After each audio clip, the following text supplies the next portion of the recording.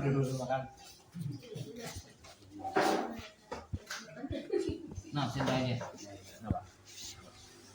Kok satu? Oh iya, Pak. Terus ini.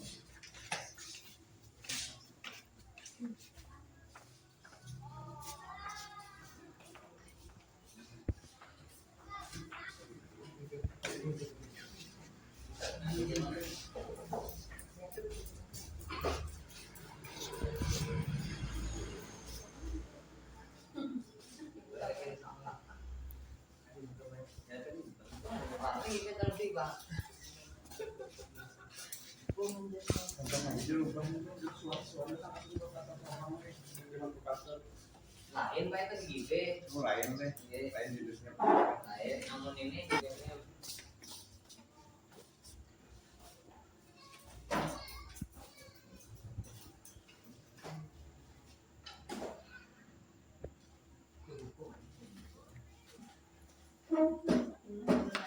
Assalamualaikum warahmatullahi wabarakatuh.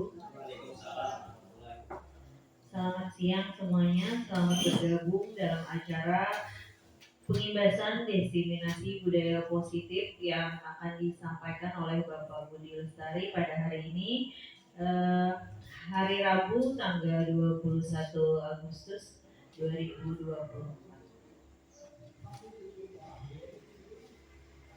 Rangkaian acara yang pertama pada hari ini yaitu pembukaan. Untuk membuka kegiatan kita pada hari ini, marilah bersama-sama kita membacakan basmalah.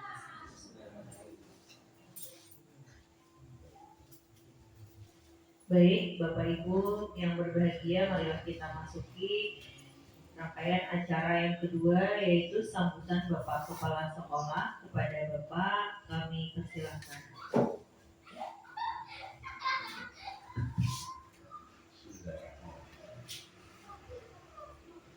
Assalamualaikum warahmatullahi wabarakatuh. Bismillahirrahmanirrahim. Alhamdulillahirabbil alamin.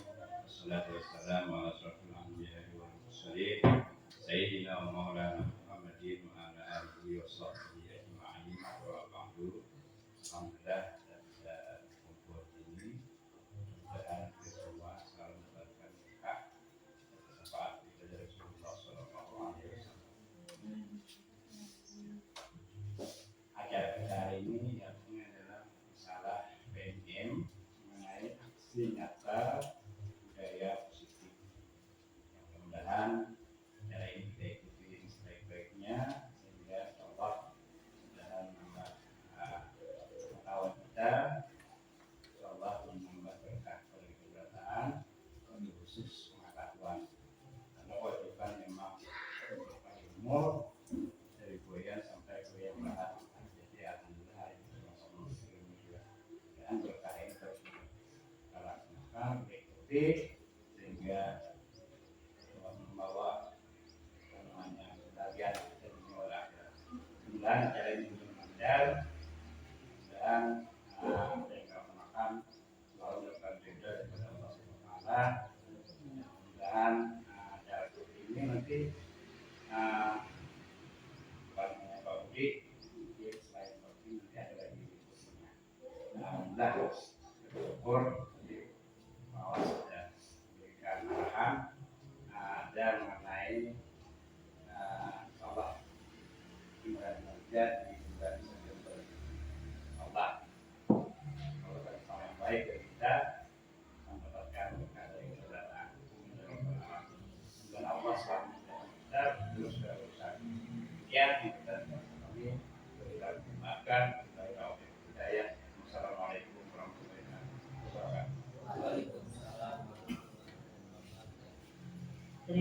kasih Bapak atas sambutan dan arahannya.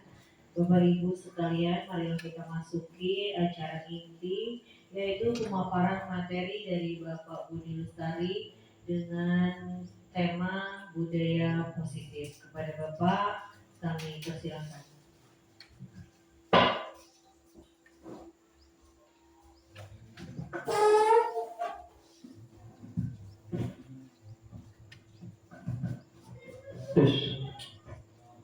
Assalamualaikum warahmatullahi wabarakatuh. Alhamdulillahirrabbilalamin. Wassalatu wassalamu ala asrofil anbiya'i wal mursalin sayyidina wa maulana Muhammadin wa ala alihi washabihi ajma'in, amma ba'du. Alhamdulillah kita hari ini dapat berkumpul bersama kembali dalam kegiatan aksi nyata pembebasan atau diseminasi pemahaman terhadap modul 1.4 budaya positif yang sudah ulun pelajari dalam kegiatan program pendidikan guru penggerak angkatan 11. Sebelum dalam kegiatan aksi nyata ini, Bapak Ibu, di sini ulun kenalkan dulu. Nah, di sini Bapak Beni Mardianto sebagai fasilitator. Beliau ini tinggal di Indramayu, Jawa Barat. Kemudian Ibu Susilawati mengajar praktek yang Ibu kemarin kesini, dan itu ulun sebagai calon guru penggerak. Dua orang inilah yang membimbing ulun selama dalam pendidikan guru penggerak ini. Nah, dari sebelum melakukan ini, ulun ada membuat latar belakang dari konsep budaya positif. Artinya di sini konsep budaya positif yang ulun latar belakangi itu belum dipahami secara merata oleh seluruh warga sekolah, sehingga lingkungan sekolah yang positif bagi anak belum dapat tercipta dengan baik. Kemudian belum meratanya pemahaman tersebut, maka sangat perlu dilaksanakan sebuah aksi nyata dalam bentuk pengibasan pemahaman agar cepat terbangun budaya positif di lingkungan sekolah. Nah, jadinya sebelum melaksanakan aksi nyata hari ini, pun ada memberikan latar belakang. Nah, jadinya setelah konsep budaya positif ini belum secara merata lah, setidaknya ulun lihat oleh seluruh warga sekolah. Seluruh warga sekolah itu bukan hanya kita, Bapak Ibu, artinya anak-anak juga itu perannya. Sehingga lingkungan sekolah yang positif bagi anak belum dapat tercipta dengan baik. Nah, di sini seperti latar belakang, tujuan dari rancangan tindakan aksi nyata ini, pertama meningkatkan pemahaman warga sekolah tentang budaya positif tujuannya. Yang kedua, terbentuknya motivasi intrinsik pada murid melalui pembuatan keyakinan kelas ataupun keyakinan sekolah. Nah, di sini ada tujuan rancangan yang kegiatan aksi nyata ini. Berikutnya tolak ukur. Tolak ukur yang pertama di sini terlaksananya diseminasi pemahaman budaya positif di sekolah, terciptanya keyakinan kelas melalui kesepakatan yang dilakukan oleh kelas bersama murid. Ketiga, warga sekolah saling berintegrasi dalam menjalankan keyakinan sekolah yang telah disepakati. Yang keempat, segitiga restitusi menjadi alat utama dalam menyelesaikan persoalan di kelas. Artinya di sini tolak ukur dalam rancangan kegiatan aksi nyata diseminasi ini itu terlaksana diseminasi. Yang kedua, terciptanya keyakinan kelas melalui kesepakatan kelas yang dilakukan oleh kelas bersama murid. Artinya Bapak Ibu di sini membuat keyakinan kelas itu wali murid bersama wali kelas bersama murid. Warga sekolah saling berintegritas, artinya saling membantu lah dalam menjalankan keyakinan sekolah atau yang telah disepakati. Kemudian di sini ada segitiga restitusi. Nah, di sini segitiga restitusi ini adalah sebagai alat utama dalam menyelesaikan persoalan di kelas. Nah, di sini ada lini masa, Bapak Ibu. Dalam rancangan ini, rancangan tindakan aksi nyata ini sebelumnya ulun ada membuat lini masanya. Pertama dulu kemarin-kemarin sudah berkoordinasi dengan Bapak Kepala dengan ulun biarkan kepada bahwasanya kegiatan ulun akan ulun lakukan pada hari ini. Yang kedua melakukan diseminasi konsep budaya positif. Artinya sekarang kita lagi melakukannya. Yang ketiga menyusun keyakinan kelas dan menempelkan di dinding kelas. Itu lini masa yang selanjutnya setelah ini. Nah, dari rancangan tindakan aksi nyata modul 1.4 budaya positif ini tentunya diberikan atau didukung oleh beberapa peran. Pertama dulu kepala sekolah, yang kedua wali kelas semuanya, yang ketiga rekan sejawat, keempat murid, dan yang kelima sarana dan prasarana untuk membuat keyakinan kelas. Artinya di sini kan dalam membuat keyakinan kelas itu pasti kita perlu spidol, printer, kertas, macam-macam. Kan itu sebagai sarana dan prasarana. Nah, tujuan diseminasi budaya positif ini di sini ada menyebarkan pemahaman budaya positif kepada seluruh warga sekolah dan rekan sejawat. Itu adalah tujuannya. Yang kedua, mengajak warga sekolah untuk bersama-sama menerapkan budaya positif. Nah, yang ketiga ini tujuannya untuk memenuhi tugas aksi nyata modul 1.4 budaya positif.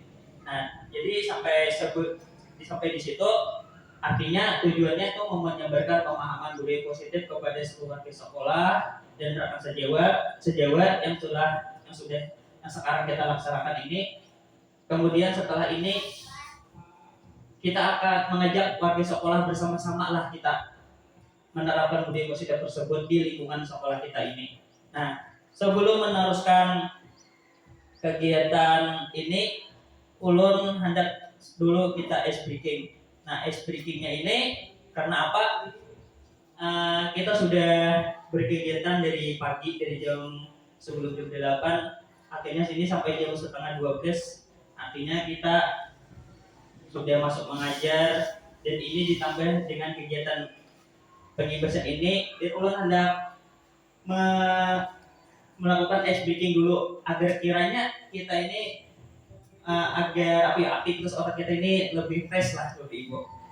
Nah, ulun mohon Bu Pian untuk berdiri di samping meja.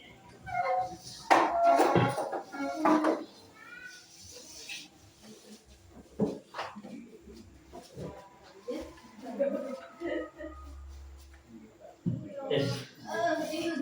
Siapkah Bapak Ibu? Ya, lah, udah mulai lah. Senang otak, senang pintar.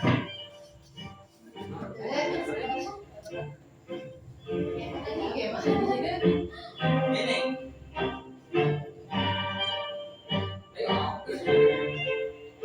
Belum tepatnya.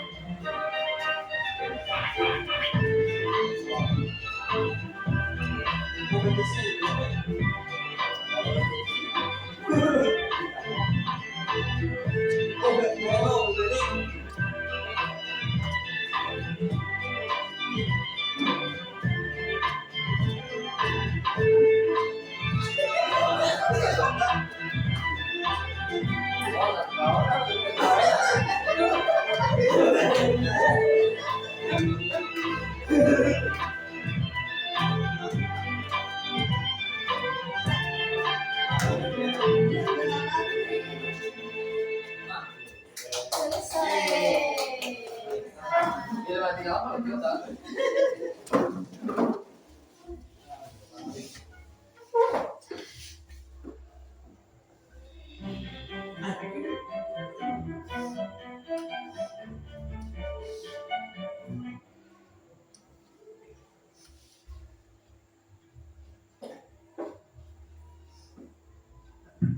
Terima kasih kepada Bapak Ibu yang sudah berperan dalam ice breaking-nya tadi. Nah, kemudian ulun lanjutkanlah. Nah, di sini Bapak Ibu, kita masuk ke materi budaya positif. Di sini ada budaya positif adalah nilai-nilai, keyakinan-keyakinan dan kebiasaan-kebiasaan di sekolah yang berpihak kepada peserta didik dapat berkembang menjadi pribadi yang kritis, penuh hormat dan bertanggung jawab. Nah, artinya di sini Bapak Ibu, budaya positif adalah suatu nilai, suatu keyakinan dan juga kebiasaan di sekolah yang berpihak kepada peserta didik untuk mengembangkan atau untuk dapat mengembangkan pribadinya yang lebih kritis dengan penuh hormat dan juga bertanggung jawab. Nah, di sini Bapak Ibu melihat kalau ada 8 kotak yang berwarna merah. Nah, 8 kotak yang berwarna merah ini Bapak Ibu ini adalah konsep inti dari budaya positif. Nah, dari budaya positif yang di atas tadi, di bawah ini adalah konsep inti dari budaya positif. Yang pertama itu perubahan paradigma belajar. Nah, yang kedua itu disiplin positif. Yang ketiga nilai-nilai kebajikan. Yang keempat kebutuhan dasar manusia. Kelima motivasi perilaku manusia. Keenam posisi kontrol guru.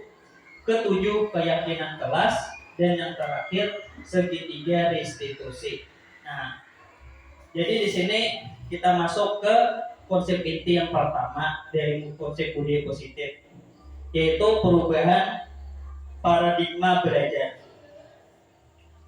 Nah, perubahan paradigma belajar di sini Bapak Ibu, pembelajaran yang dirancang berdasarkan prinsip pembelajaran berdiferensiasi sehingga para peserta didik belajar sesuai dengan kebutuhannya berdasarkan tahap perkembangan sesuai dengan teori psikologi modern untuk mewujudkan profil pelajar Pancasila. Nah, jadi di sini perubahan paradigma pembelajaran itu prinsip pembelajaran yang berdiferensiasi. Artinya pembelajaran yang berdiferensiasi di sini Bapak Ibu adalah pembelajaran yang menyesuaikan dengan kebutuhan murid. Itu Bapak Ibu, atau itu menyesuaikan dengan kebutuhan peserta didik sesuai dengan perkembangannya juga. Nah, dalam profil pelajar Pancasila yang kita ketahui kan Bapak Ibu, nah tuh ada 6 dimensi.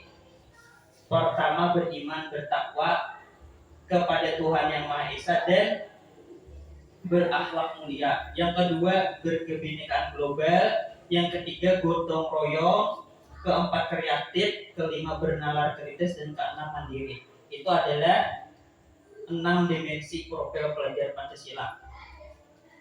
Di dalam perubahan paradigma belajar itu Bapak Ibu ada di sini pengubah paradigma stimulus respon ke pendekatan teori kontrol.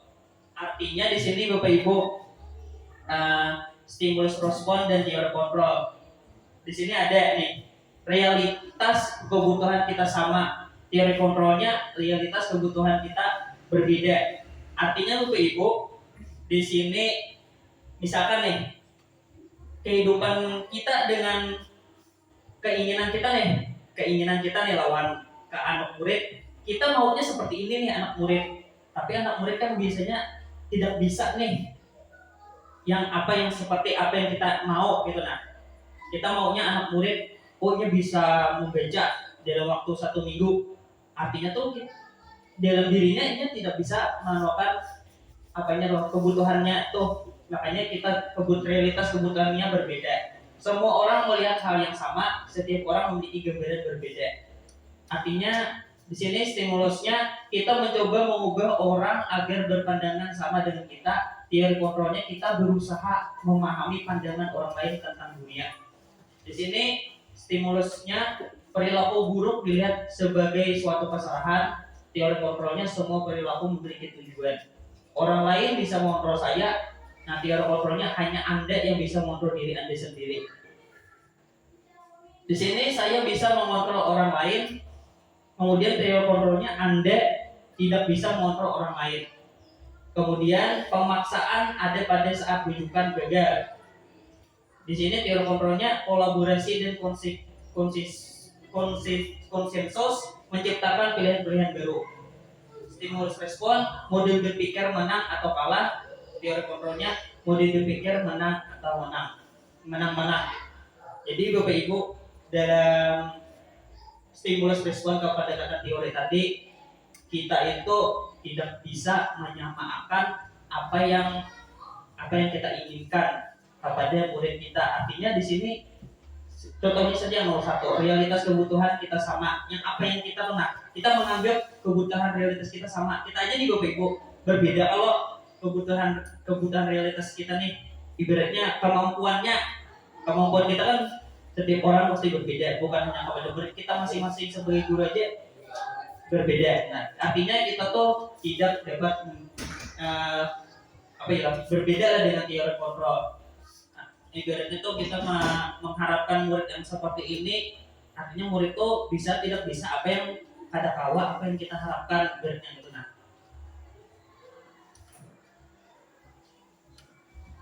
Nah, yang masuk yang kedua, disiplin positif. Disiplin berasal dari kata disiplin yang artinya belajar. Disiplin mengacu pada disiplin diri yang memiliki tanggung jawab terhadap apa yang dilakukan berdasarkan nilai-nilai yang diyakini. Disiplin positif merupakan salah satu cara penerapan disiplin yang bertujuan untuk menumbuhkan kesadaran serta memberdayakan peserta didik tanpa imbalan penghargaan atau reward, ancaman ataupun tanpa hukuman. Jadi di sini Bapak Ibu, disiplin positifnya adalah rancangan penerapan disiplin yang tujuannya nih untuk menyadarkan serta memberdayakan peserta didik tanpa imbalan penghargaan atau reward, tanpa ancaman ataupun tanpa hukuman. Nah, sebagai seorang pendidik nih tujuan kita adalah menciptakan peserta didik yang memiliki disiplin diri sehingga mereka berperilaku mengacu kepada nilai-nilai kebajikan universal dan memiliki motivasi intrinsik dalam perubahan perilaku ke arah yang lebih baik. Nah, di sini tadi sudah dibahas dalam nilai-nilai kebajikan dan masuk ini ke konsep inti budaya positif yang ketiga, yaitu adalah nilai-nilai kebajikan. Nah, di sini nilai-nilai kebajikan adalah sifat-sifat positif manusia yang merupakan tujuan mulia yang ingin dicapai setiap individu. Nilai-nilai tersebut bersifat universal dan lintas bahasa, suku, bangsa, agama maupun latar belakang. Setiap perilaku atau perbuatan memiliki suatu tujuan. Ini dari Dr. William Glasser pada teori kontrol 1984. Kemudian dengan mengaitkan nilai-nilai kebajikan yang diyakini seseorang, maka motivasi intrinsiknya akan terbangun sehingga menggerakkan motivasi dari dalam untuk mencapai tujuan mulia yang diinginkan. Ini dari Diana Gerson 1998. Lihat dong Pak. Jalanlah 24 menit. Nah, dari nilai-nilai kebajikan yang tadi dari teori kontrol tadi, di situ ada nilai-nilai yang disepakati bersama, lepas dari suku, bangsa, agama, bahasa maupun latar belakangnya. Nah, Bapak Ibu, di sini ada contoh-contoh kebajikan institusi atau organisasi. Di sini Bapak Ibu, contoh-contoh kebajikan institusi dan organisasi ini banyak jenisnya. Cuman yang paling banyak digunakan, yang paling banyak diterapkan yaitu ada bagian 3 ini tadi Bapak Ibu. Profil pelajar Pancasila, Primary Years Program atau PYP, kemudian keterampilan hidup atau life skill. Nah, dalam contoh-contoh nilai kebajikan yang pertama dulu kita bahas, profil pelajar Pancasila. Nah, di sini tentunya yang 6 dimensi tadi, beriman bertakwa pada Tuhan Yang Maha Esa dan berakhlak mulia, berkebinekaan global, gotong royong, mandiri, kreatif, dan bernalar kritis. Di sini ada juga yang sering banyak digunakan, nah, yaitu adalah nilai kebajikan, toleransi, rasa hormat, integritas, mandiri, menghargai, antusias, empati, keingintahuan, kreativitas, kerjasama, percaya diri, dan komitmen.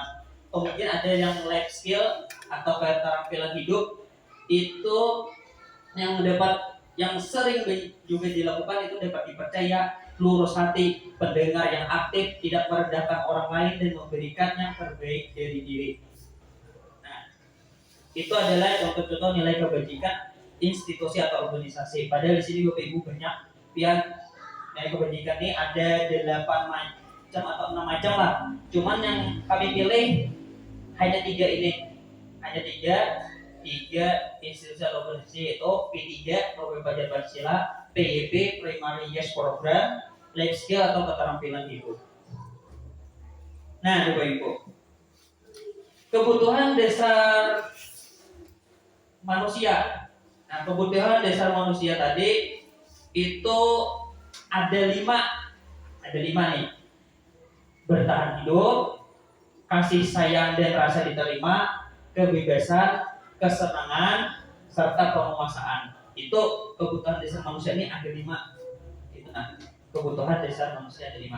Nah, dari kelima itu segala sesuatu yang kita lakukan untuk mendapat apa yang kita inginkan. Seluruh tindakan yang ada di sini yang kita lakukan memiliki tujuan tertentu, dan semua usaha terbaik yang kita lakukan adalah dalam rangka agar kebutuhan dasar itu terpenuhi dengan baik.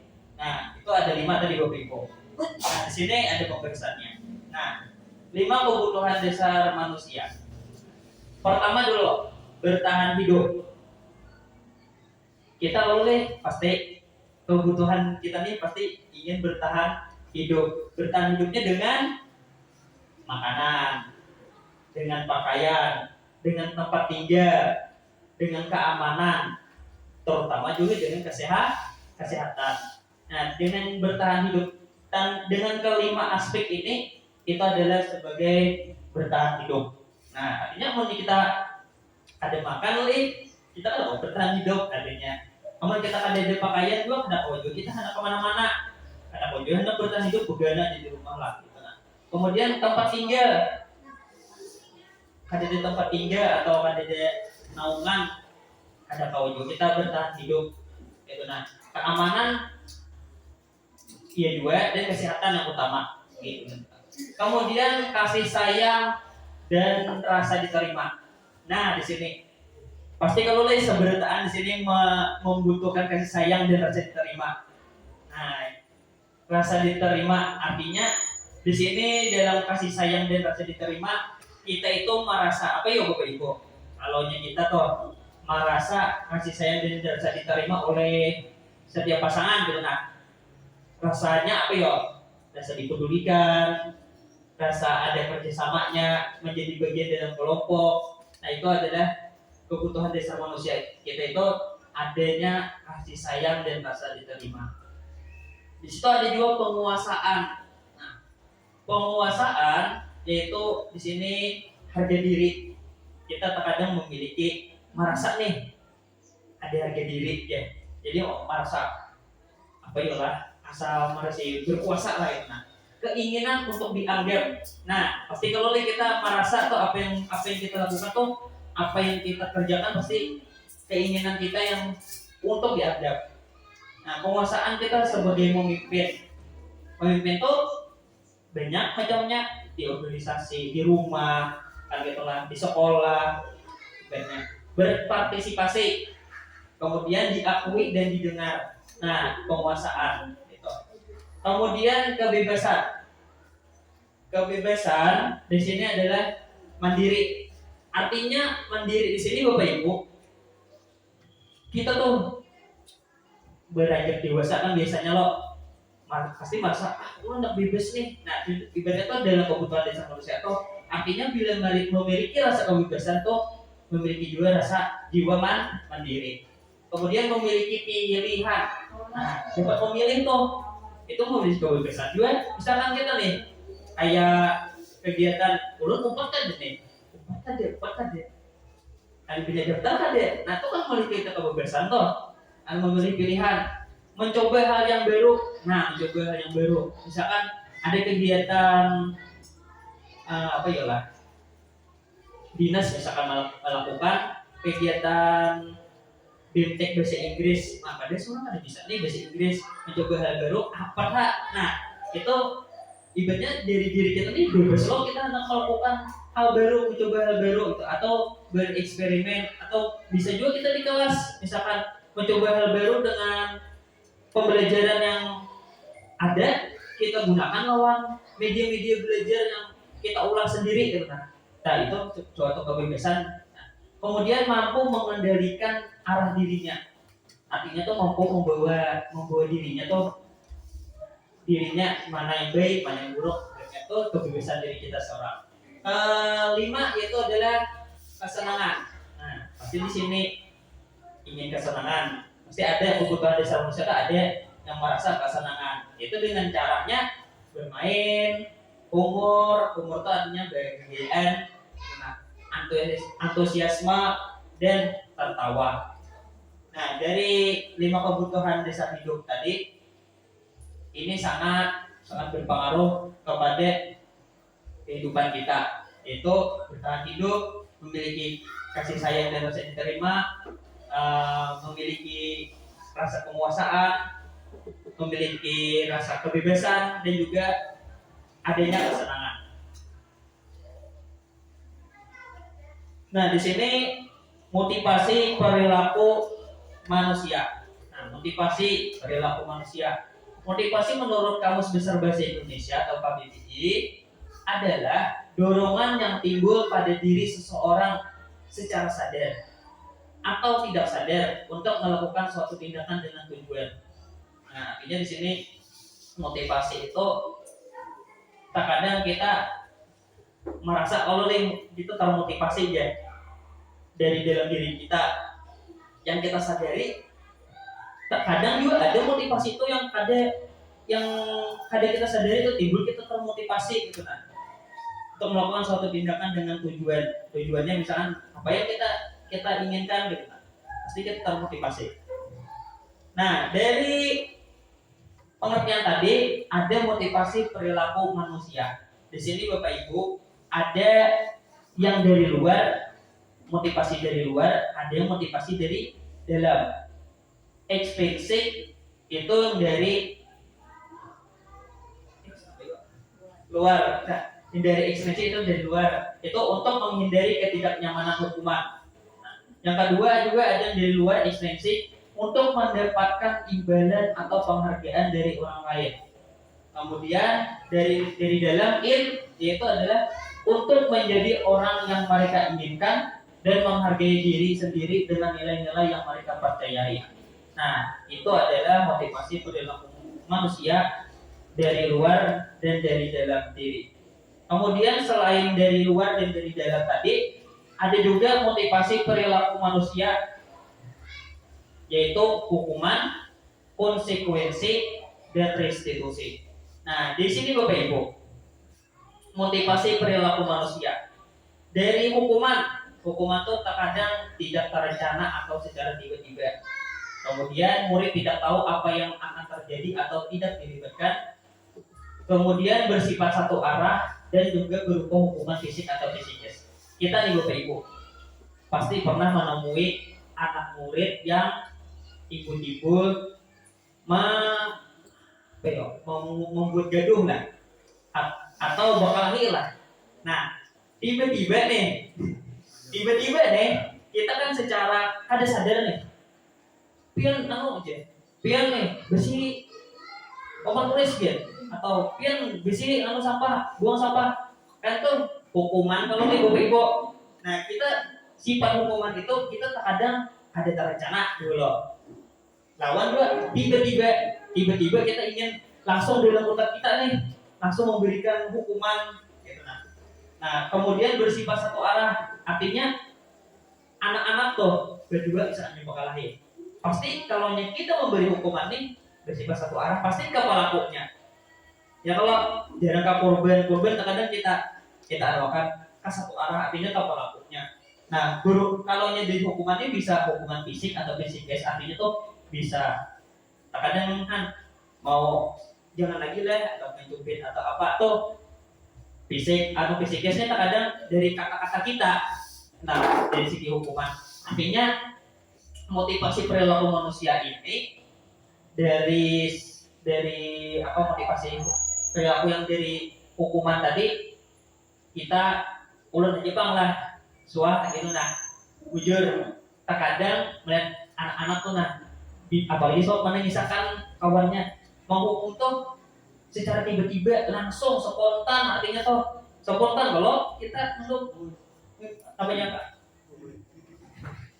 artinya tuh ibaratnya melihat anu pak aja belaporan ke kantor anu pak ya anu ya berdiri pak ya anunya tangan tiga betul kita langsung mau mendatangi nah kenapa pian kayak gitu nah dan ucapan kita tuh kan anu deh berupa hukuman fisikis deh kemudian bilang jangan lagi lah kayak itu aja itu begitu nah berisi anu wisi nah itu kan spontan lo kita tuh ada direncanakan gitu nah akhirnya nih teman hukumannya secara tiba-tiba atau tidak terencana kebiasaannya gitu kan. Nah konsekuensi ini Bapak Ibu terencana atau disepakati sesuai dengan aturan. Kemudian murid tetap dibuat tidak nyaman. Artinya Bapak Ibu di sini konsekuensi itu kita nih dapat laporan dari anak murid kita datangi tanpa kita beri hukuman, cuman kita takuni nih.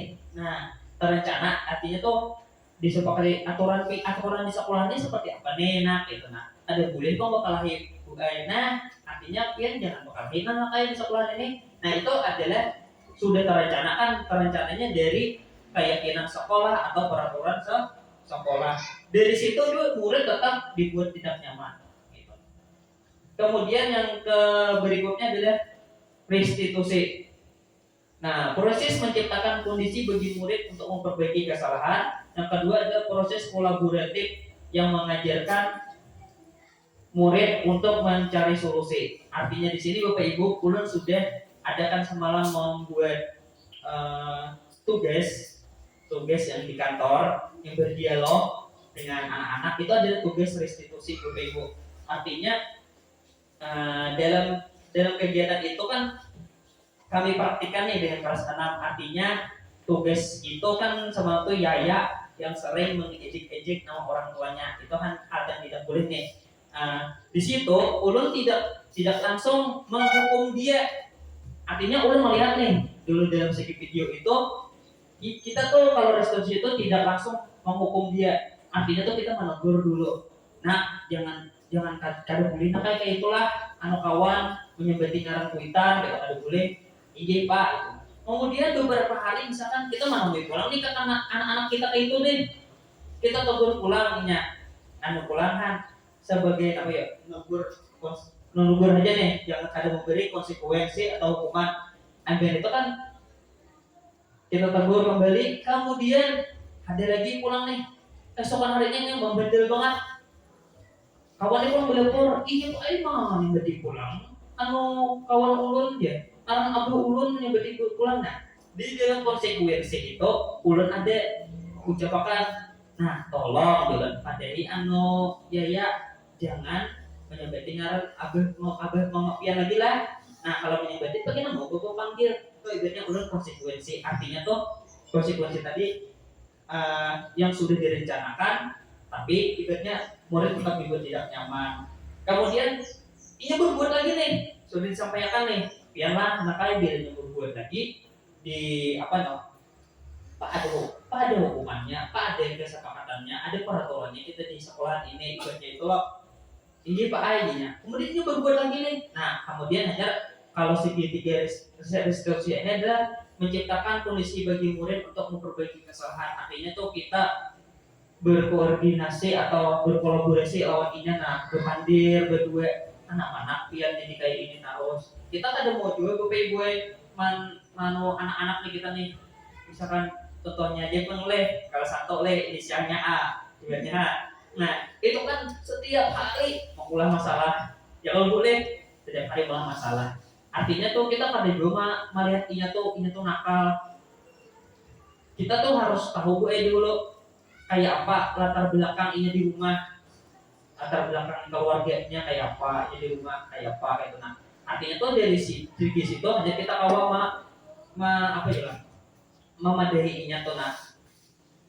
Gitu nah, jangan ibunya jangan langsung menindak, oh anak ini nakal nih, oh anak ini benar-benar gitu nah. Artinya kan inya sifat yang seperti itu tuh pasti ada ibu yang latar belakang inya tuh yang membuat inya seperti itu nah gitu nah.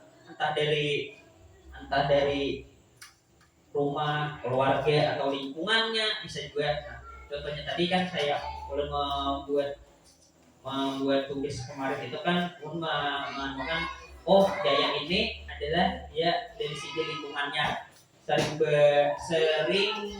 perkawanan dengan orang yang lebih tua daripada inya. Nah itu artinya tuh ibaratnya dari segi perilakunya inya tahu umpat masa ngari ucapan perkawanan yang Tuhan menggegeleri ngaran kesambatan ngaran kuitan timbul tak kesakulahan berucap duaan gitu nah. Artinya ulun dalam segi kegiatan itu tidak langsung menghukum, jadi ulun menegur dulu dalam menjalankan restitusi tadi. Nah, yang ulun takunakan dulu kemudian. Nah, dalam ketiga ini yang sering nih. Kemudian yang anak yang pacak nih, hukuman kah, konsekuensi kah, restitusi ke anak-anak yang sering gitu nah. Sekarang ini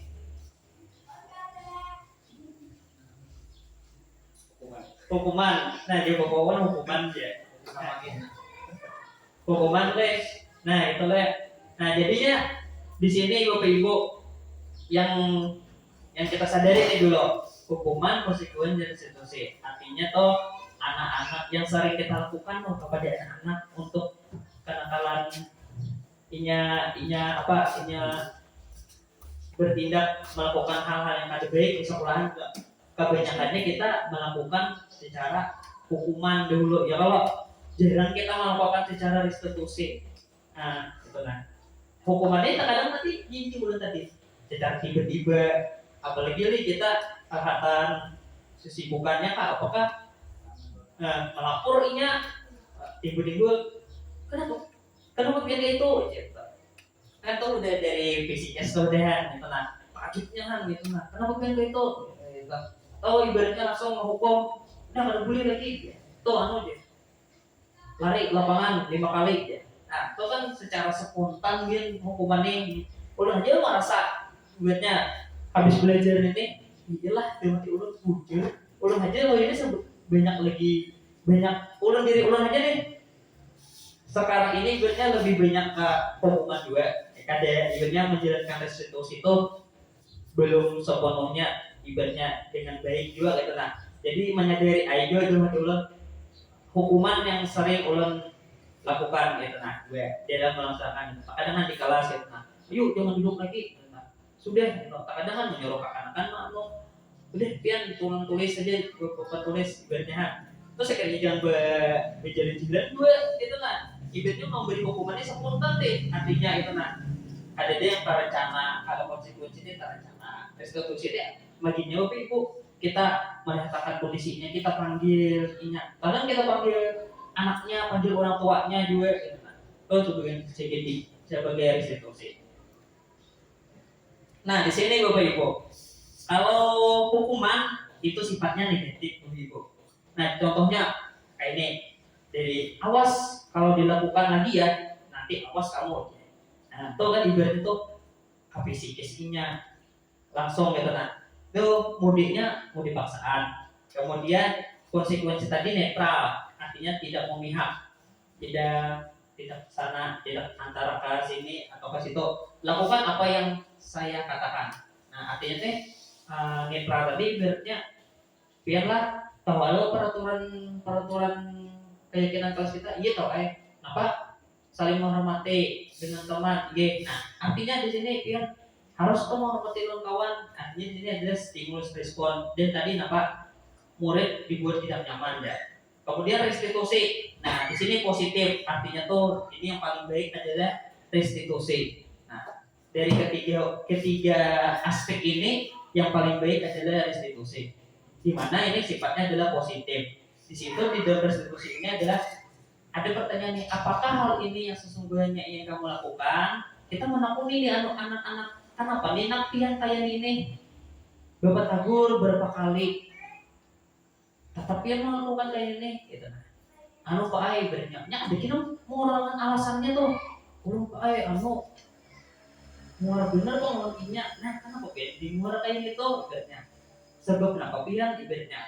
Ini pasti kita tak buka beritaan tuh. Inya curhat, kadang seorang curhat segitiga nano restitusi nih. Kalau kita hukum mati kita ada tahu kayak apa permasalahan inya. Artinya dulu kalau kita dari restitusi tadi melihat dari latar belakang inya, mana kuni dirinya tuh kayak apa gitu. Nah, kadangnya ada juga ulun Pak aja kang dia ada tapi bisa ngui mama kang jadi duit jadi inya aja menggigil ulun aja mau gue anak-anak itu tuh gitu. Nah, atau ini kan ada bersanggupnya apakah anu sarik anu kawannya gitu. Nah itu ada teori kontrol. Jadi yang motivasi perilaku manusia tadi yang sekarang nih Bapak Ibu yang paling kita banyak kita lakukan itu adalah kita melakukannya secara hukuman. Artinya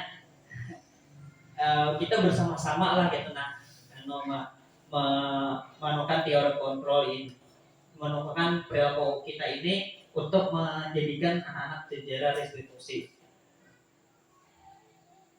Nah, di sini Bapak Ibu ada penghargaan maupun hukuman adalah cara-cara mengontrol perilaku seseorang yang menghancurkan potensi untuk pembelajaran yang sesungguhnya. Artinya Bapak Ibu setelah ulun pahami di sini kita tuh misalkan memberi penghargaan atau hukuman itu adalah cara menghancurkan potensi untuk pembelajaran sesungguhnya. Nah, penghargaan ini Bapak Ibu memiliki dampak yang kurang baik, diantaranya penghargaan yang tidak efektif, merusak hubungan, menurunkan keterlibatan, menurunkan kualitas, mematikan kreativitas, dan menghukum. Nah, masuk yang ke posisi kontrol guru. Di sini posisi kontrol guru ada 5. Penghukum, sebagai teman, sebagai manajer, sebagai pemantau, dan sebagai pembuat. Mereka merasa bersalah nih, orang salah tulis. Mereka ini merasa bersalah. Jadi posisi kontrol gurunya ada 5 Bapak Ibu.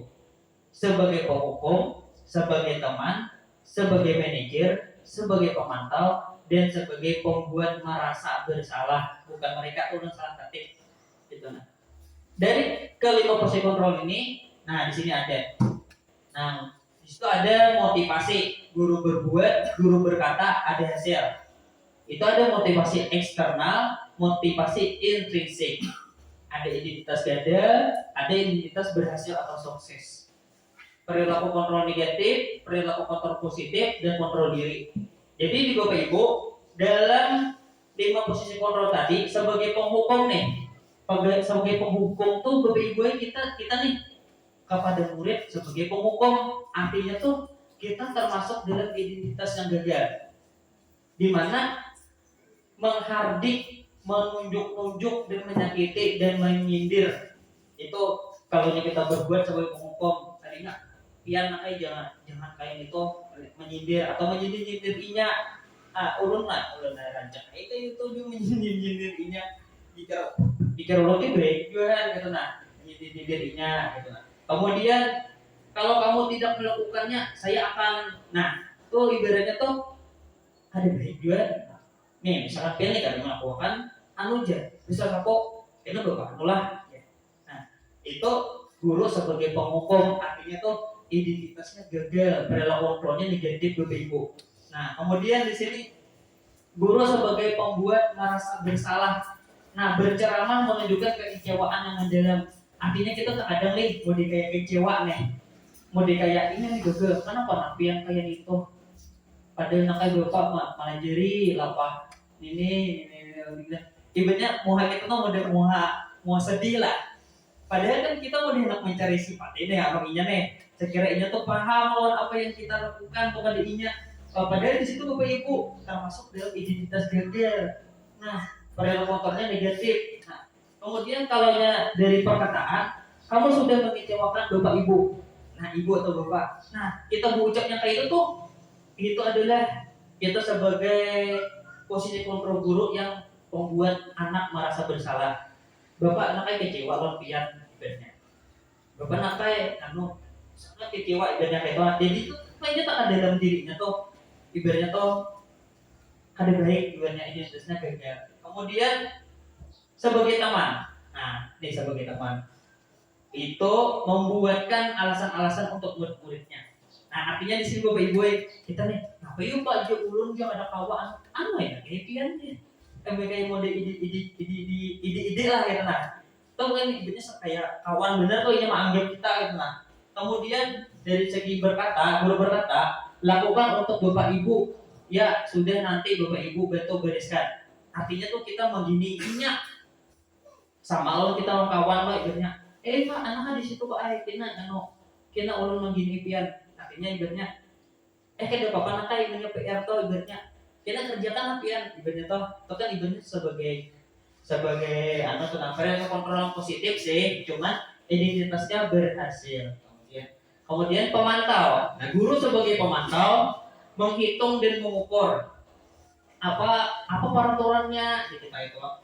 Apa konsekuensinya, apa sanksinya, apa yang kamu telah lakukan, apa yang terjadi sekarang. Artinya guru sebagai pemantau tuh kalau anak-anak ada berkelakuan yang tidak baik, kita mengutarakan kata-kata yang seperti itu, seperti ini. Nah, apa peraturan di kelas kita berarti pian ingat ya kalau peraturan di kelas kita pian tahu ya kalau konsekuensinya kalau pian melakukan ini gitu. Itu guru sebagai pemantau ibu. Nah, apa yang ibaratnya apa yang pian lakukan tadi itu gue sebagai pemantau. Ya. Kemudian itu adalah identitas berhasil atau sukses kalau kita menakuni anak-anak gitu nah. Artinya anak-anak kalau kesalahan kan orang pian kayak itu banyak pian tahu lah ibaratnya ibaratnya membuat kesalahan tadi itu sebagai apa ya? Itu apa? Melanggar peraturan. Nah, itu kita sebagai pemantau nih guru nih memantau inya mengingatkan inya pak benar tahu ya peraturannya apa peraturan kita di kelas ini saling menghormati antar teman pak benar pak. Nah, artinya pian kada boleh nah kayak bilangnya kawanan atau bapak yang lagi menjelaskan pian ada boleh bapak dipandir atau pian menjelan-jelan di belakang gitu nah itu adalah kita berucap seperti itu kepada murid itu adalah disiplin atau identitas yang berhasil atau sukses. Jadi sebagai guru yang pemantau. Nah, di sini ada sebagai posisi kontrol guru sebagai manajer melakukan pertanyaan-pertanyaan. Apa yang kita yakini? Apa yang kamu meyakini hal tersebut? Kalau kamu meyakininya, maukah kamu memperbaikinya? Kalau kami memperbaikinya, jadi kira-kira hal tersebut akan menggambarkan apa tentang dirimu? Artinya di sini manajer nih kita sebagai guru bisa sebagai manajer. Nah, jadi hasilnya nih Bapak Ibu, hasilnya dari kelima posisi kontrol ini sebagai penghukum, pembuat merasa bersalah, sebagai teman, sebagai pemantau dan sebagai manajer. Yang paling baik Bapak Ibu itu adalah sebagai manajer. Di mana sebagai manajer itu adalah dapat menguatkan watak atau karakternya dari kita yang mengajukan pertanyaan-pertanyaan tadi. Artinya tuh kita tuh menjalankan yang segitiga restitusi. Nah, yang seperti ulun yang menakuni rekan-rekan kenapa pian berbuat kayak ini bang pak kayak itu. Nah, oh iya kah ulun kita itu. Pian tahulah juga konsekuensinya kalau pian melakukan kesalahan ini takut gitu.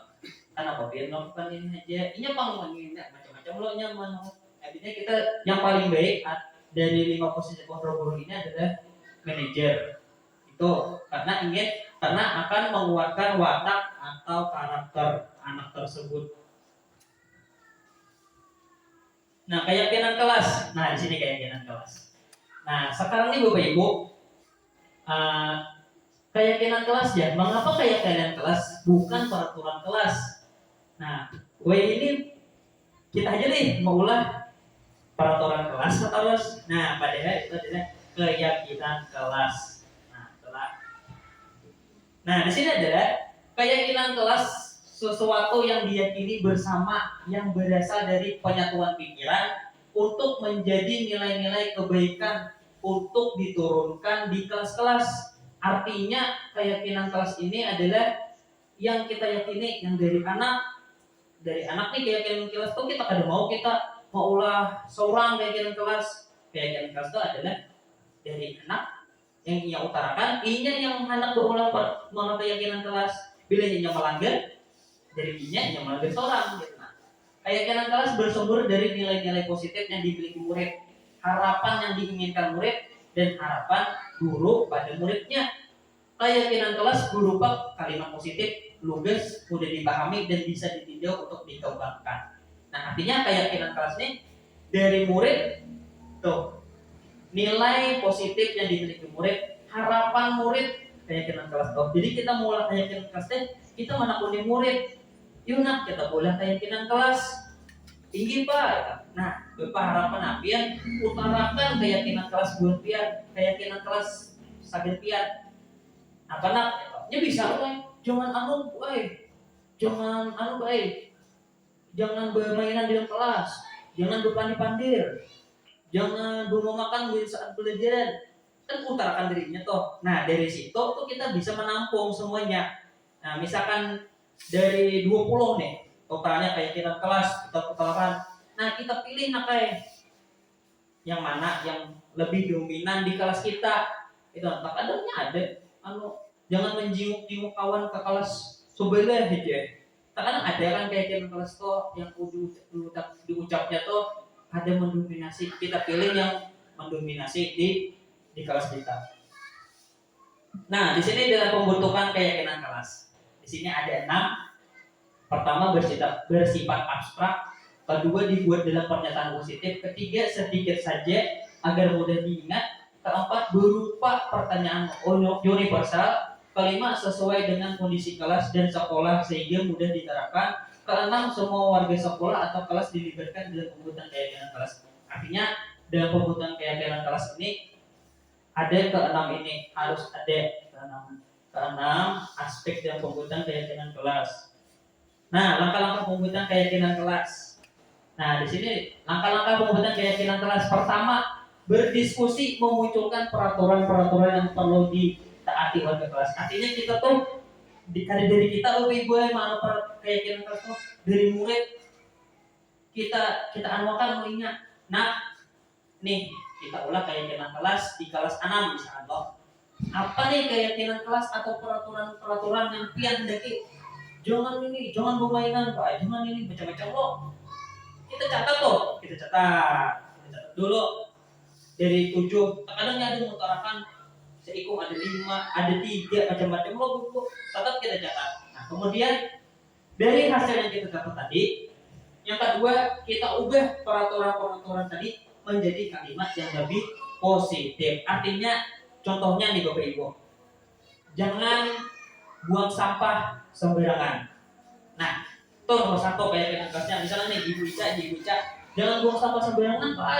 Nah, kita ubah nih peraturannya tadi menjadi kalimat yang lebih positif. Artinya dalam membuatnya juga buanglah sampah pada tempatnya. Kita ubah seperti itu. Kemudian yang ketiga, mencarikan peraturan-peraturan menjadi nilai-nilai kebajikan atau keyakinan kelas. Artinya Bapak Ibu, nilai-nilai kebajikan tadi kita hubungkan lawan yang tadi 3 jauh. Ada profil pelajaran Pancasila, apa tadi life skill, apa tadi sebutnya, yang teori-teori yang tadi banyak tadi. Kita hubungkan nih, kalau kebersihan tadi, buanglah sampah pada tempatnya, jangan membuang sampah sembarangan. Artinya apa Bu? Bergotong royong dalam profil pelajar Pancasila. Itu nilai kebajikannya atau keyakinan kelasnya. Nah, yang keempat berdiskusi mengenai gambaran perilaku yang menunjukkan keyakinan kelas. Nah, yang kelima, berdiskusi mengenai seluruh peran. Semua peran harus kita diskusikan lah. Bilanya kita mulai keyakinan kelas, artinya kita harus semua berperan. Pian mantaati, pian nama ulah dari pian kita simpulkan dan pian harus taati. Jangan pian langgar gitu nah. Yang keenam, meninjau ulang keyakinan kelas dari waktu ke waktu. Kita Bapak Ibu ada bawa keyakinan kelas nih. Kita gunakan ke tahun kaina. Ada kau Bapak Ibu. Jadi setiap tahun keyakinan kelas di kelas kita nih harus kita ubah. Karena apa? Murid kita berbeda. Nah, murid kita yang sekarang ini kan keyakinan kelas dia. Kita kan dapat murid yang kelas yang lebih baru. Artinya Bapak Ibu mau ulang keyakinan kelas nih ada berkelanjutan, bisa kita ubah. Nah, kita ubah lah gitu nah keyakinan kelas kita setahun sekali lah minimal. Artinya murid berubah tuh otomatis lain. Kalau kehendaknya gitu nah, kadang kan lain juga gitu nah. Ini kan ada kok ini jadi gue mau baca. Apapun yang kedahuluan, datang murid baru, murid yang hanyar masuk ke kelas kita. Kok bapak keyakinan kelasnya ini Pak, ini keyakinan kelasnya ada di ini Pak. Artinya kita boleh biasa. Ini di nomor 6 tuh meninjau ulang keyakinan kelas dari waktu ke waktu. Jadi keyakinan kelas tidak bisa kita lakukan secara terus menerus kita pakai. Artinya bila murid kita berganti, otomatis kita harus membuat keyakinan kelas biasa sesuai dengan kebutuhan murid. Nah, contohnya di sini, ubah kalimat negatif menjadi positif. Nah, kalimat negatif positif. Artinya dalam membuat keyakinan kelas nih, ini kekanakan misalkan di sini nih, yang nomor 1 tadi. Nah, datang masuk ulang 15 menit Pak aja sebelum jam masuk 7.30 wajib dinya datang masukkan gini jam 7.30. Kita wajib dinya datang jam 7.15 30 menit. Artinya kalau yang kalimat negatif dari kekanakan tuh menurut kita baik, kita jadikan udah peraturan kelasnya, keyakinan kelasnya tadi. Yang kedua ini, nah tidak mau ngobrol, saat guru sudah menjelaskan tuh ungkapan inya nih, bukan anak. Kalimat positif aja masih, yang ada bagus ya, ada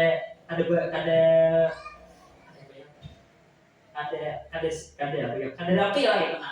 Ada jangan ngomong ngobrol, jangan lupa diri, saat guru sedang menjelaskan. Artinya kita ubah ke kalimat positif, yaitu adalah mendengarkan guru saat menjelaskan. Artinya di kelas itu ada boleh ngobrolnya, artinya menjelaskan, mendengarkan guru saat mendengarkan. Nah, kemudian tidak membuang sampah sembarangan.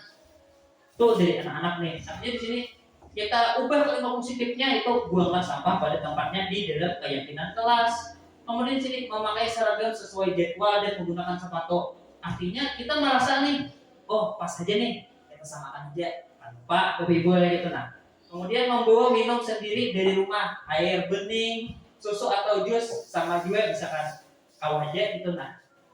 Artinya tuh di sini yang diubah tadi misalkan ada kata-kata yang kurang rapi bisa kita sederhanakan lagi. Sekiranya lebih baik lagi gitu nah. Contohnya seperti ini tadi, tidak mengobrol saat guru sedang menjelaskan. Artinya yang di bagian 1 tadi. Yang kedua adalah peraturan SKB adalah mendengarkan guru saat menjelaskan.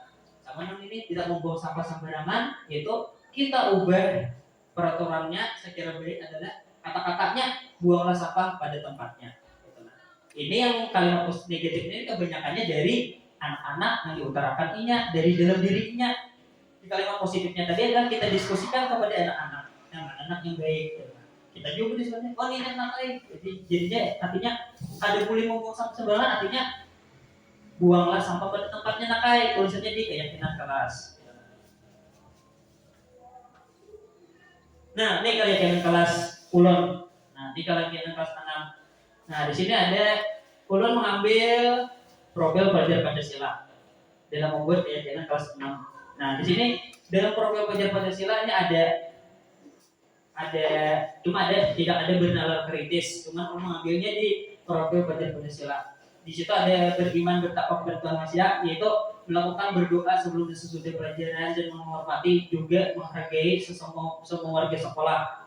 Mandiri di sini dapat mengambil keputusan sendiri tanpa bergantung kepada orang lain. Dalam berkebinekaan global, mencintai dan menghargai budaya serta dapat berinteraksi dan bekerja sama dengan orang lain. Kreatif dapat menemukan dan mengambil kreativitas sendiri dan berinovasi dalam menemukan hal atau karya yang baru. Kemudian gotong royong, dalam bergotong royong akan menjalin kolaborasi dan bekerja sama di semua warga sekolah. Ini keyakinan kelas 10 kelas 6. Nah, kita masuk ke segitiga institusi, yaitu ada konsep inti yang terakhir. Itu segitiga institusi adalah proses menciptakan kondisi bagi murid untuk memperbaiki kesalahan mereka sehingga mereka bisa kembali pada kelompok mereka dengan karakter yang kuat atau positif. Restitusi bukan untuk menebus kesalahan. Restitusi ialah sebuah tahapan dan bukan paksaan. Restitusi fokus pada solusi dan dapat mengembalikannya yang berbuat salah pada kelompoknya. Artinya di sini segitiga restitusi adalah suatu proses dialog yang menjalankan oleh guru atau orang tua agar dapat menghasilkan murid yang mandiri dan bertanggung jawab. Nah, di sini ada beberapa kasus. Di suatu hari yang cerah di sekolah dasar, Ibu Dani sedang menjelaskan pelajaran bahasa Inggris. Namun, beliau memperhatikan bahwa Fajar malah tidur-tiduran dan tampak acuh-acuh pada pelajaran. Fajar, coba jawab pertanyaan nomor 3, maju ke depan dan kerjakan di papan tulis.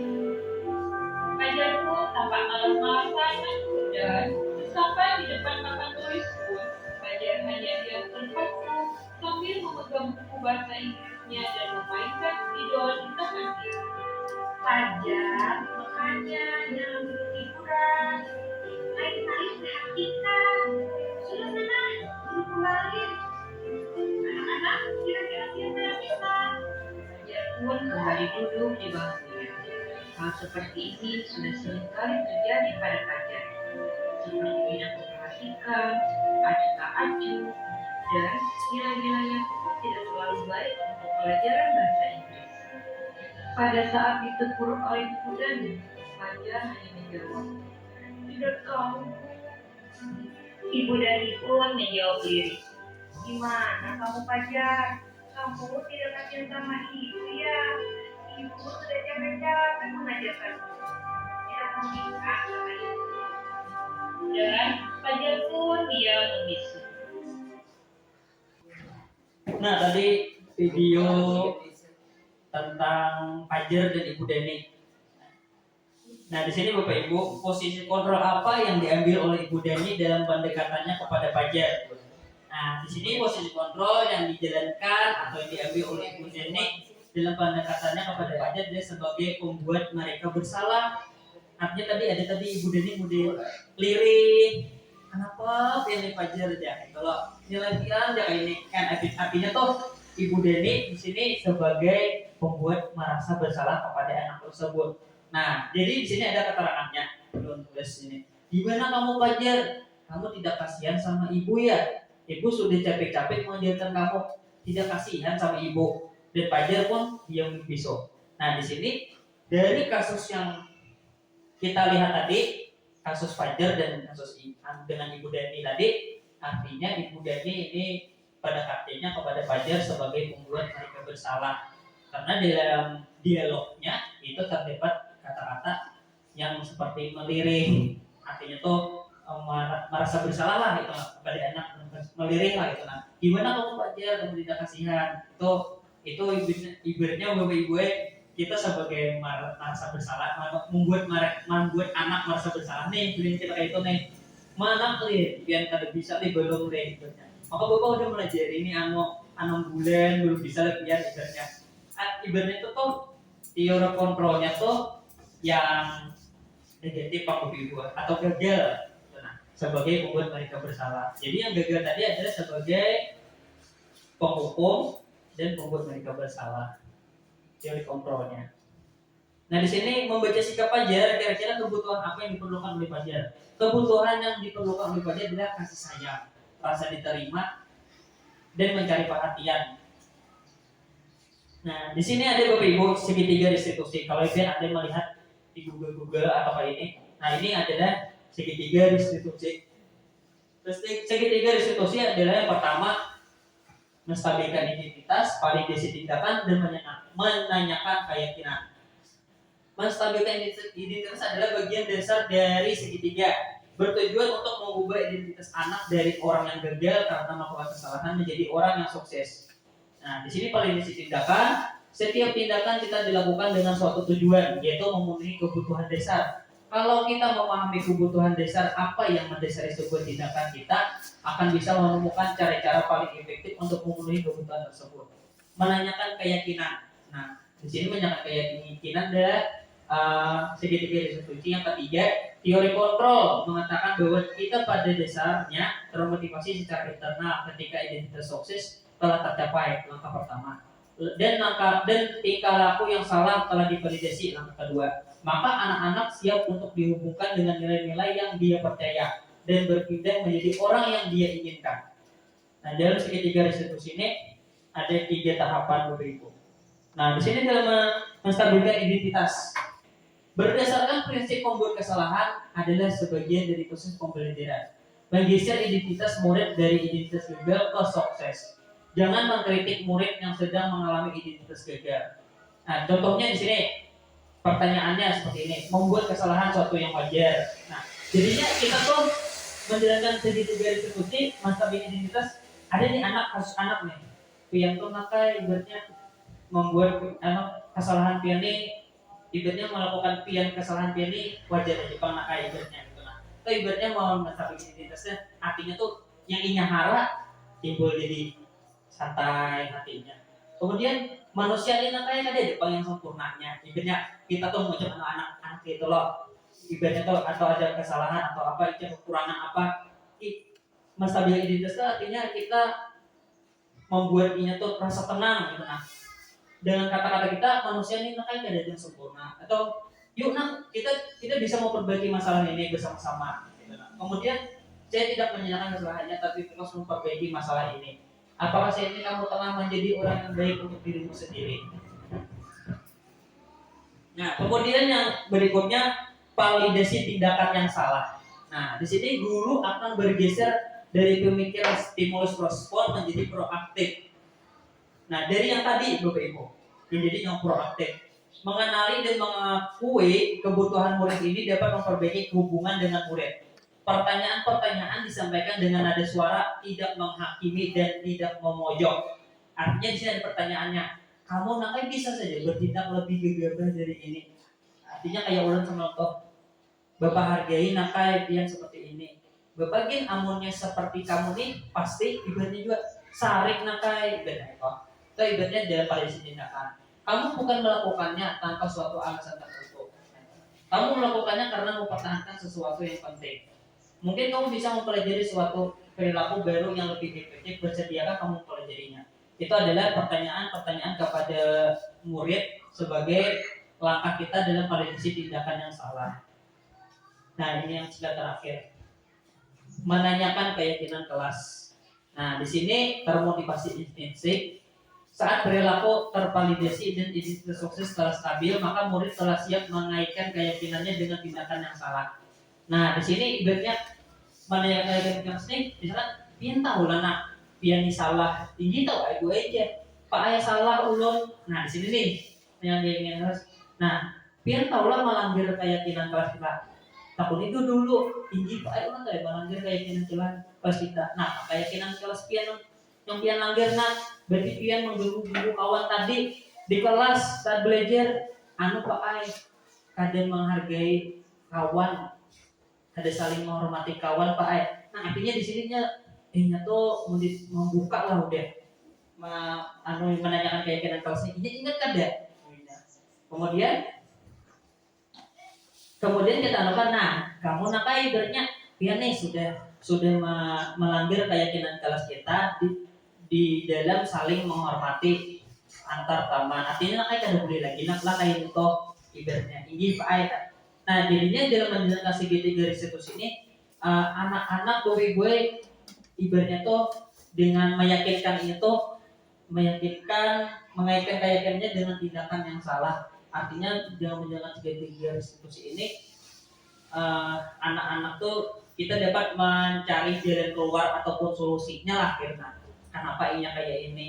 Karena biasanya dalam penerapan strategi restitusi ini kita tahu tuh langsung kayak tadi misalkan si A tadi kayak ini harus gue punya kena gue ingin tak unik kayak apa nih ini kayak ini taruh gitu nah jadi kita tahu kena ulun pakai ibunya di rumah apa nih apa tujuannya ambil mama kayak apa gitu nah kita tahu nih latar belakangnya dulu gitu nah artinya menjalankan hukuman atau perilaku anak tuh kita tidak semena-mena untuk anak ini nakal gitu. Kita harus kita cari tahu dulu dengan cara menjalankan atau menerapkan segitiga restitusi tadi. Yang pertama menstabilkan identitas, kedua memvalidasi tindakan yang salah, bahwa cara memadahi tindakan pian yang kayak pak diberikan salah. Gitu. Artinya tuh pian recak memukul kawan tadi kan memukuli kawan dia tadi tuh pian ke pasar tadi kalau kok ayo boleh puas pemberitaan gue ke kantor nah buat dulu ada dia orangnya kayak ada bersalah kan dia kan itu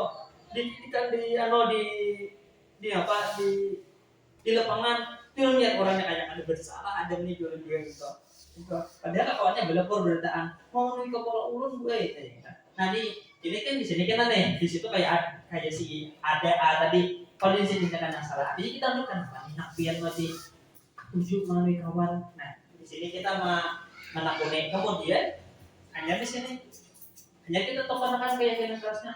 Anu kok kayaknya begini. Nah, mana pakai itu namanya kada baik. Nah, ibaratnya hanya kita masuk ke sini di kelas nanti tidak ada loh keyakinan kelas, peraturan kelas. Bahwasanya apa yo? Ada boleh apa yo? Kayak ini pak, nah ini dia namanya tuh melanggar nih. Bapak harap nakai atau buai kalau ibu harap jangan melanggar lagi lah. Gitu. Nah, ini kada baik gitu. Artinya kita dapat mengubah intinya memberikan kekanakan tadi gitu. Apalagi dia disuruh dipanggil ke kantor kok takutan asalnya gue kekanakan ini mau salah tuh kita panggil ke kantor. Nah jadi makanya kita panggil ke kantor tuh dia bingung dia takutan makanya di sini dulu masa bikin identitas. Nah kenapa pian kayak gitu jangan langsung kita duduk nah dulu santai. Nah Pak Devian tahu lah pian bapak panggil ke sini bikinnya kan tahu Pak nah tahu nih pian lehnya maka tadi bapak ada kurang misalkan nih pian mano kawan ini tuh kapaknya tuh buka seorang lainnya nya bisa dia boleh populer ini tuh iya Pak dulu meni ulun semalam ya ibaratnya kan kayak itu nak jadi kita sampai kotakannya aja nak bersangkut paut lah gue masih jadi garis posisi tadi mesti identitas validasi tindakan yang salah dan menanyakan keyakinan. Nah, sampai di sini dulu pemaparan ulun tentang diseminasi budaya positif kali ini dan ulun kembalikan kepada Ibu Moderator Ibu Erni.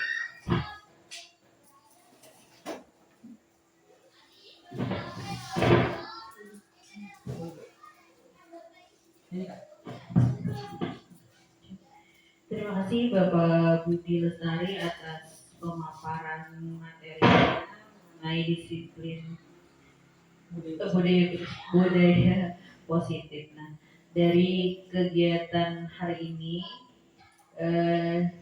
sangat banyak yang dapat dipelajari mengenai bagaimana berkolaborasi dengan rekan sejawat dalam mempersiapkan sebuah kegiatan.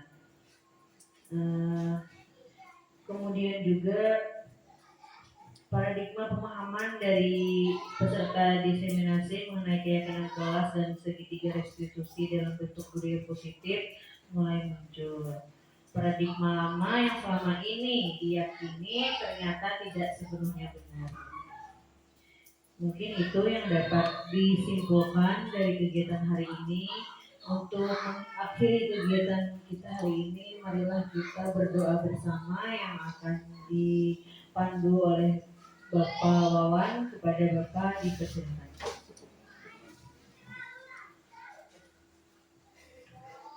Coba dulu.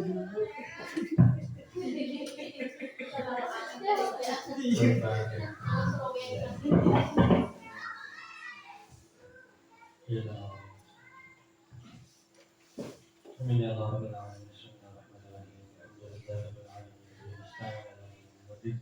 الصلاة والسلام على أشرف الأنبياء والمرسلين سيدنا ومولانا محمد وعلى آله وصحبه وبارك وسلم أجمعين.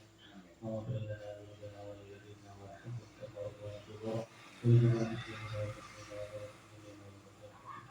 والمؤمنين ربنا هب لنا من أزواجنا وذرياتنا قرة أعين واجعلنا للمتقين إماما. اللهم صل العفو والعافية في الدنيا والآخرة. ربنا آتنا في الدنيا حسنة وفي الآخرة حسنة وقنا النار. صلى الله على سيدنا محمد وعلى آله وسلم. الحمد لله رب العالمين.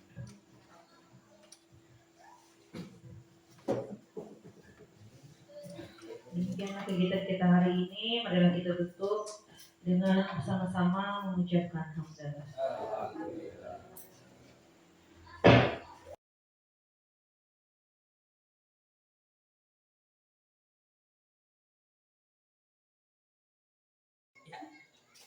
Assalamualaikum warahmatullahi wabarakatuh. Waalaikumsalam warahmatullahi wabarakatuh. Alhamdulillah hari ini kita dapat bertemu kembali dan kalian semua dapat berhadir ke sekolah. Nah, pada kegiatan kita hari ini kita akan membuat keyakinan kelas. Nah, keyakinan kelas itu adalah aturan-aturan yang akan dilaksanakan di dalam kelas. Nah, jadi Bapak minta nih buat Pian untuk membuat aturan tersebut sebagai keyakinan kelas. Nah, di sini Bapak tidak meminta aturan keyakinan kelasnya dari Bapak, tapi akan Bapak mintakan kepada kalian semua. Utarakan apa yang pengen kalian utarakan dalam aturan-aturan untuk dibuat dalam keyakinan kelas. Nah, siapa di sini mau pertama dulu? Nah, Aal. Jangan itu buang sampah sembarangan. Ya, jangan buang sampah sembarangan. Teruskan. Jangan mencoret dinding dan meja. Nah, jangan coret-coret dinding dan meja. Nah, tolah. Ya, ikan apa Ken? Nah, tidak mencontek jawaban teman. Apa lagi? Ya, Zahra. Jangan merusak-rusak barang di kelas. Putra, Pak. Tidak boleh mengerjakan piket di mana? Di dalam kelas. Apa Jino? Tidak boleh mengerjakan PR di dalam kelas. Nah, ya tidak boleh mengerjakan PR di dalam kelas. Ada nggak lagi yang lain nih? Nah, ada. Pikir. Nah, ya bujur. Tidak boleh mengganggu di saat jam pelajaran. Nah, itu tuh buktinya. Atau kawan-kawan lagi belajar nih, pian sudah tuntong, jangan mengganggu kawan. Nah tuh, bikin bujur. Apa lagi? Yang Putra apa? Jangan keluar masuk ketika ada guru. Nah, jangan keluar masuk ketika ada guru yang sedang mengajar. Apa lagi Al? Tidak boleh ribut pas jam pelajaran. Nah, tidak boleh ribut di saat jam pelajaran. Ada lagi? Apa Rizkan? Meminta izin untuk keluar. Nah, ya meminta izin. Harus keluar tadi, harus minta izin ya Allah. Nah, apa lagi? Tidak mengisi meja. Apa lagi ada lagi? Jarak. Nah, jangan bermain-main di kelas. Nah, sudahlah. Nah, di situ tadi Bapak tahu nih sudah harapan pian dalam keyakinan kelas kita. Nah, jadi Bapak harap di sini Bapak ingin melihat. Jadi Bapak di sini ada membagikan sticky note. Nah, Bapak bagikan sticky note ini, silahkan pian tulis anunya keyakinan kelas lah, keinginan pian dalam keyakinan kelas pian tulis di sini. Kemudian bilanya sudah tempelkan di papan tulis. Jadinya kita rangkum, kita buat keyakinan kelas dari kalimat yang pian utarakan di sini. Paham? Nah, di sini sticky note ini berisi hanya satu keyakinan kelas. Jadi kalau nyepian 2 atau 3 bisa minta sama Bapak. Bapak lagi 2. Ya lah. Nah, jadi ini Bapak begini satu-satu dulu. Nah, ini warna nih. Kita emas. Nah, nih, warna.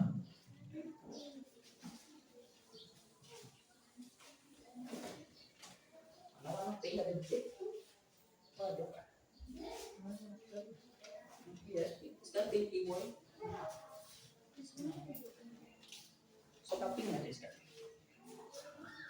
Silakan tulis satu sticky note, cuma satu keyakinan kelasnya lah. Kalau sudah, pian boleh tempelkan di depan. Sudah, boleh guna-guna tulisannya.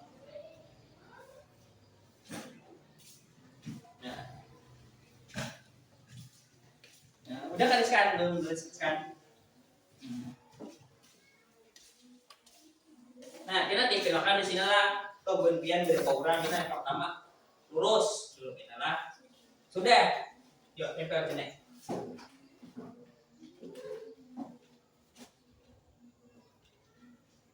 Tempelkan di sini rata-rata. Iya. Nah, deh. Sip. Adakah lagi kawan ada anak satu atau dua buteng? Anak dua kan? Anak dua. Nih, nah Bapak kasih warna pink, nah warna pink. Pak, itu. Biar dia tulis di sini. Biar dia tulis.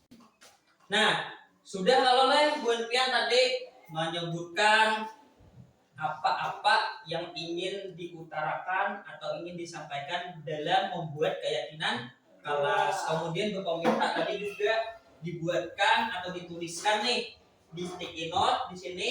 Nah, sekarang kita cari, kita bacain nah keyakinan kelas kita simpulkan. Nah, keyakinan kelas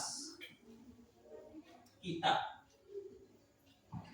Yang pertama, tidak mengganggu saat jam pelajaran. Nih, tidak mengganggu saat jam pelajaran ada. Meminta izin jangan membuang sampah, jangan tidak masuk ke kelas dengan merusak barang di kelas. Tidak boleh melaksanakan piket dengan jangan ngejek-ngejek. Tidak mengganggu saat jam pelajaran. Artinya di sini apa? Saling menghormati. Nah, saling menghormati. Keyakinan kelasnya lah.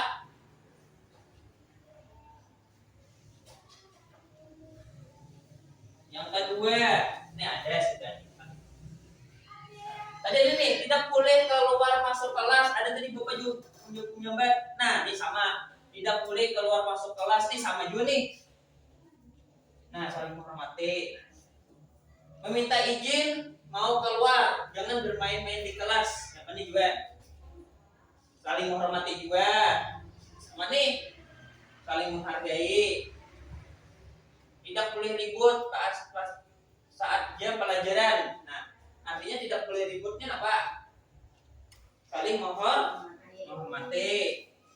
Jangan membuang sampah sembarangan. Artinya di sini apa? Buanglah. Nah, buanglah sampah pada tempatnya.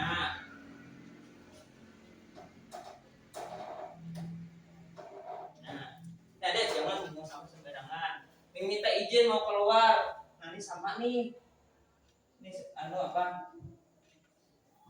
Jangan merusak barang-barang di kelas, merasakan piket, jangan mengejek-ejek. Nah, artinya di sini dapat kita simpulkan lah dari dalam pembuatan keyakinan kelas itu. Di sini pertama tadi Bu Pian kita dulu berdoa sebelum dan sesudah. Tadi kan Bu Pian ada video itu. Kemudian meminta izin. Nah, artinya tadi jangan keluar masuk kelas ya.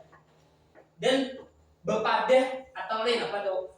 Membilang atau berkabar Bapak kalau mau izin keluar. Artinya itu adalah keyakinan kelas adalah meminta izin saat mau keluar kelas. Nah, kemudian yang ketiga apa? Tidak mencoret-coret dinding ataupun meja. Nah, terus itu ya juga keyakinan kelas kita juga tidak mencoret-coret dinding. Kemudian tadi saling menghormati, membuang sampah pada tempatnya. Nah, itu adalah suatu keyakinan kelas kita juga. Kemudian di sini tadi Bapak ada melihat melaksanakan piket. Nah, melaksanakan piket. Nah, artinya di sini adalah melaksanakan piket sesuai dengan kewajibannya. Nah, kemudian yang ketiga nih, ada ini tadi ayo mengerjakan, tidak boleh mengerjakan PR di dalam kelas artinya adalah apa? Selalu mengerjakan tugas dari guru di rumah. Nah, jadi itu adalah suatu keyakinan kelas kita. Nah, jadi perlu pian ketahui nih, keyakinan kelas yang sudah kita buat ada di sini itu adalah aturan dari pian dan yang harus pian taati. Nah, oke, keyakinan kelas ini tidak ada yang dari Bapak. Itu aturan dari pian sendiri. Nah, itu keinginan pian sendiri. Nah, jadinya Bapak tadi adalah bakal hendak ini gitu. Jadi loh. Nah, artinya Bapak mengutarakan menginginkan bun pian seperti apa di kelas kita nih, artinya pian yang membuat pian juga jangan melanggar. Jadi kita bilangnya pian melanggar ada konsekuensinya. Nah, konsekuensinya tuh apa? Nah, berupa apa ya lah? Itu nah. Bilanya terlalu sering, nah bisa dengan hukuman, bisa juga kita diberikan pendampingan atau dipanggil ke kantor, dipandiri kayak asam malam tuh kan. Nah, itu adalah konsekuensi. Nah, jadi sampai di sini dulu pembuatan keyakinan kelas kita. Nah, semoga kita dapat semua warga di kelas kita ini dapat menerapkan dan mentaati keyakinan kelas yang sudah kita buat. Nah, wassalamualaikum warahmatullahi wabarakatuh. Waalaikumsalam warahmatullahi wabarakatuh.